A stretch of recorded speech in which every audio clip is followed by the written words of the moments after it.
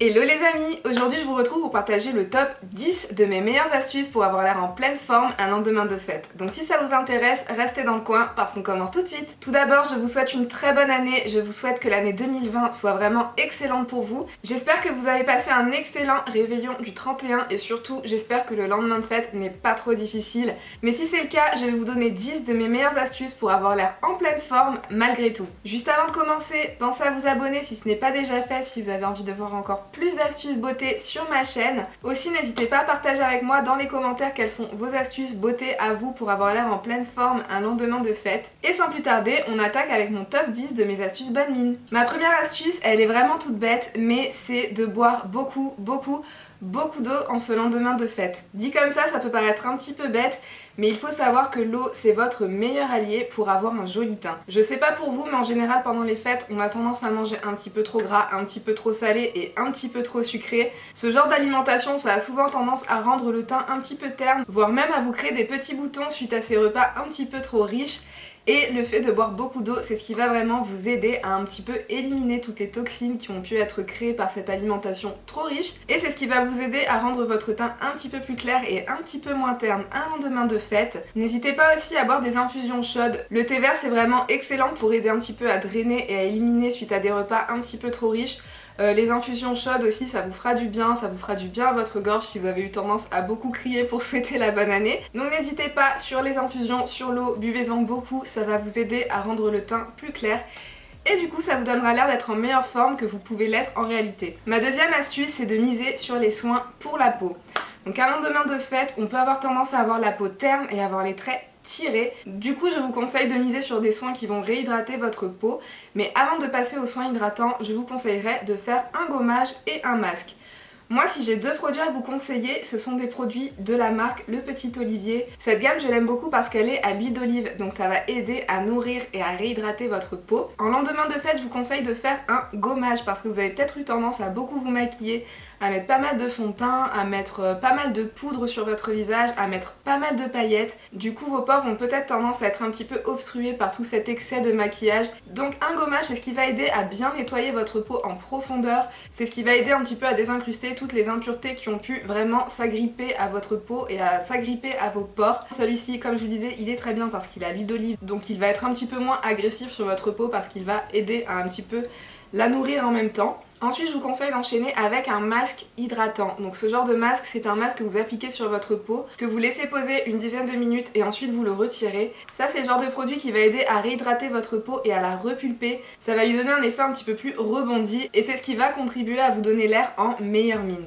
Ensuite, je vais passer à mes astuces pour un maquillage à réaliser pour un lendemain de fête. Les plus chanceuses d'entre vous pourront peut-être passer leur lendemain de fête à se reposer, mais je sais qu'il y en a quand même pas mal qui doivent aller travailler. C'est aussi le genre de maquillage que vous pouvez réaliser même si vous ne travaillez pas, mais que vous avez envie de sortir et d'avoir l'air en pleine forme. Pour commencer, il faut miser sur l'anti-cerne. On a sûrement fait une petite nuit, on n'a pas beaucoup dormi, donc on peut avoir des cernes qui soient assez prononcées. Moi, je vous conseille d'appliquer un anti-cerne qui aura un effet hydratant et lumineux sur la peau. Pour ça, je pourrais vous recommander l'anti-cerne Born This Way de chez Too Faced. C'est un très bon anti-cerne qui est très couvrant. Donc si on a des cernes très prononcées un lendemain de fête, ça va vraiment aider à camoufler un petit peu tout ça. Et il a un effet qui reste quand même un petit peu lumineux sur la peau. C'est pas quelque chose d'extrêmement lumineux, donc il va vous donner un effet un petit peu bizarre, mais il reste suffisamment lumineux pour donner l'impression que c'est un éclat qui vient directement de votre peau. Ensuite, pour le teint, je vous conseille de miser sur quelque chose qui sera léger sur la peau et qui vous permettra de la laisser respirer.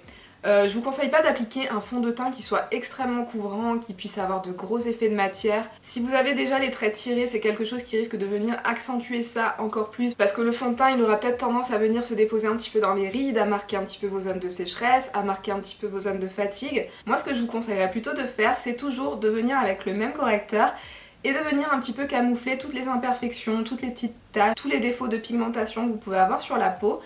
Vous en prenez une toute petite quantité, vous venez tapoter par-dessus toutes les imperfections et par-dessus je vous recommanderais de venir appliquer un fond de teint poudre. Moi c'est un fond de teint poudre de chez Kiko, je vous en parle déjà depuis plusieurs vidéos mais c'est vraiment le genre de fond de teint que j'adore appliquer pour avoir un effet naturel sur la peau. On pourrait avoir tendance à penser qu'un fond de teint poudre ça va donner un effet de matière qui sera plus important qu'un fond de teint liquide. Moi je trouve que c'est le contraire parce qu'un fond de teint liquide il peut être très beau au moment où vous l'appliquez mais au cours de la journée, en général ils vieillissent tous un petit peu mal, enfin surtout sur moi parce que j'ai une peau qui est quand même mixte à grasse.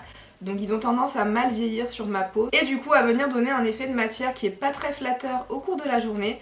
Par contre avec les fonds de teint poudre, vous pouvez vraiment venir appliquer du fond de teint en toute légèreté. Ça viendra très bien unifier et uniformiser votre teint sans aucun effet de matière. Maintenant qu'on a posé toutes les bases du teint et qu'on est venu s'occuper de ce qui va permettre de camoufler les cernes, les imperfections et qui va vous unifier le teint, on va passer à ce qui va venir donner un petit peu de couleur à votre peau et ramener un petit peu de vie au visage. Donc tout d'abord, le bronzer. Pour le bronzer, moi je vous conseillerais de choisir quelque chose qui aura un effet un petit peu lumineux et subtil sur la peau. Moi pour ça, j'ai choisi le bronzer Joli Bronze de chez L'Oréal dans la teinte 03. Tout d'abord, il a un effet légèrement nacré et légèrement lumineux. C'est très subtil mais ça va permettre de rajouter un petit peu d'éclat à votre peau. Et pour avoir bonne mine, il faut vraiment miser sur des produits qui vont venir rajouter subtilement de l'éclat à votre peau. Donc celui-ci il est vraiment parfait pour ça et en plus il a une couleur assez chaude. Aussi si vous avez le teint un petit peu terne, je vous conseillerais plutôt d'opter sur un bronzer qui soit légèrement dans les tons chauds. Moi j'éviterais tout ce qui est bronzer un petit peu froid et un petit peu grisé parce que c'est le genre de choses qui pourrait avoir tendance à donner un teint un petit peu plus terne s'il l'était déjà avant l'application du bronzer. Je vous conseillerais aussi de pas spécialement faire de contouring parce que ça peut avoir tendance à un petit peu trop marquer les traits du visage. À la place, je vous conseillerais plutôt de venir réchauffer le teint avec ce genre de produit. Donc pour ça, évitez de l'appliquer un petit peu trop bas sur votre joue, je vous conseille plutôt de le remonter, de l'appliquer plutôt sur toute la partie du bas de la mâchoire supérieure jusqu'à un petit peu plus haut sur la pommette.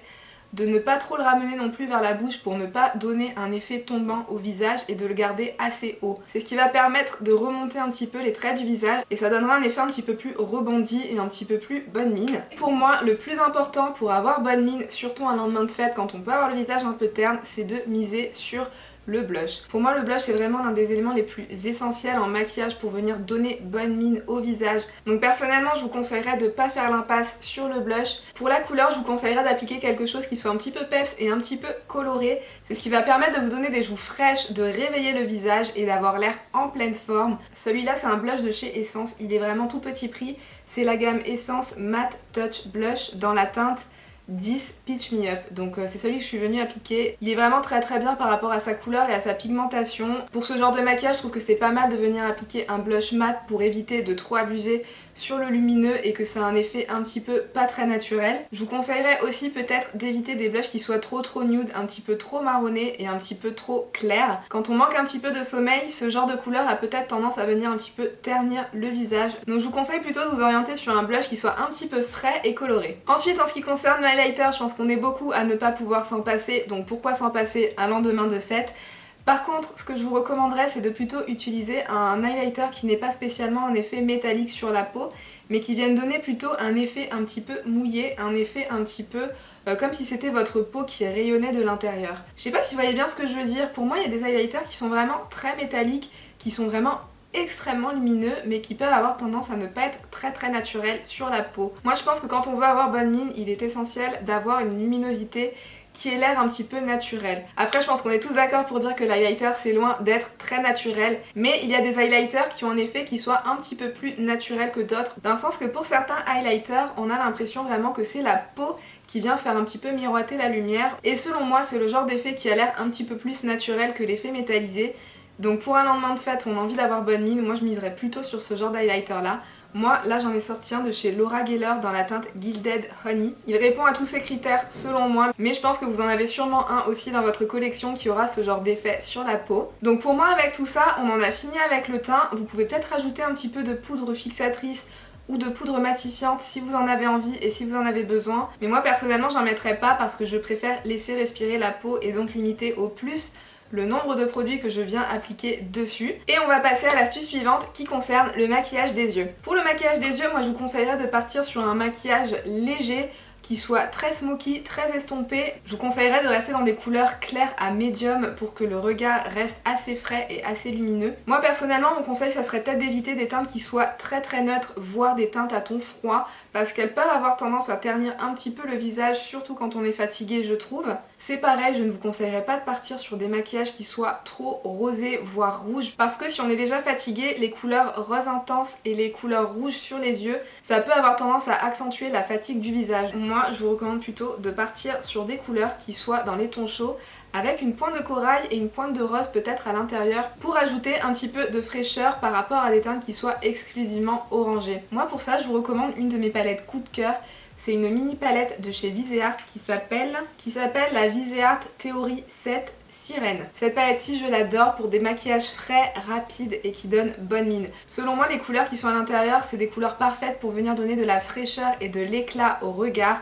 Je trouve que ça vient donner du peps en fait sans en faire trop, sans avoir l'air too much. Personnellement ce genre de couleurs qui sont entre le corail et le rouge, je trouve vraiment que ça vient donner du dynamisme au visage et quand on est à la recherche d'un maquillage bonne mine, pour moi ça c'est le top. Cette palette aussi de chez Viseart, elle est vraiment d'excellente qualité. Les mats sont vraiment très pigmentés et très faciles à travailler. Après une autre astuce que je pourrais vous donner par rapport au maquillage des yeux, ça serait de ne pas faire un maquillage qui soit exclusivement mat. Quand on est fatigué, de mettre que du mat sur la paupière, je trouve que ça peut avoir tendance à éteindre un petit peu le visage. Donc je vous conseillerais de venir ajouter un petit irisé par dessus. Les irisés qui sont dans cette palette, ils sont vraiment très beaux parce qu'ils sont lumineux, juste ce qu'il faut. Ils ne sont pas extrêmement intenses comme par exemple ceux d'Anastasia Beverly Hills qui peuvent avoir tendance à donner un aspect qui ne soit pas naturel à la paupière. Ceux-ci, ils ont la luminosité parfaite, ni trop intense, ni trop faible. Toujours pour donner un petit peu plus de peps au regard, je vous conseillerais de venir illuminer votre coin interne avec l'highlighter que vous avez utilisé pour le teint. Ça, c'est un petit conseil aussi qui est très utile pour venir agrandir et pour venir illuminer votre regard, donc n'hésitez pas à l'utiliser quand vous avez besoin d'avoir bonne mine. Et mon astuce suivante, ça serait de venir appliquer un petit crayon dans la muqueuse inférieure. Moi, personnellement, je suis pas très fan des crayons de couleur claire dans la muqueuse inférieure. Beaucoup de gens ont tendance à dire que ça vient ouvrir votre regard. Moi personnellement sur moi je trouve qu'au contraire ça vient rétrécir mes yeux et ça vient donner un aspect fatigué. Donc à la place je vous conseillerais plutôt d'utiliser un crayon noir ou un crayon marron si vous n'aimez pas trop le noir. D'appliquer une couleur qui soit un petit peu plus foncée sur la muqueuse inférieure.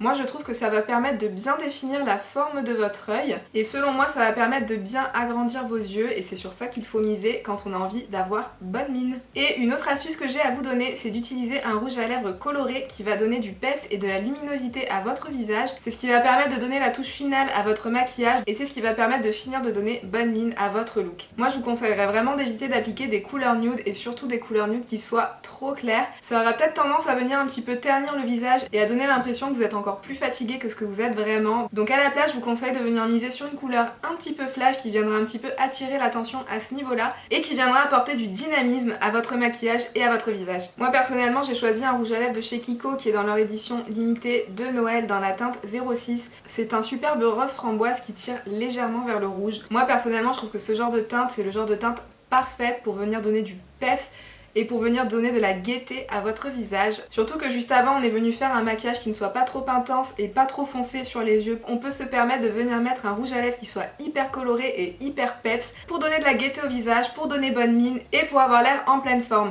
Pensez à liker la vidéo avant de partir si vous avez trouvé ces astuces utiles. N'hésitez pas à compléter la vidéo en venant ajouter vos meilleures astuces bonne mine à vous dans les commentaires. Et sur ce, moi je vous fais de très gros bisous et je vous dis à bientôt dans une prochaine vidéo. Bye!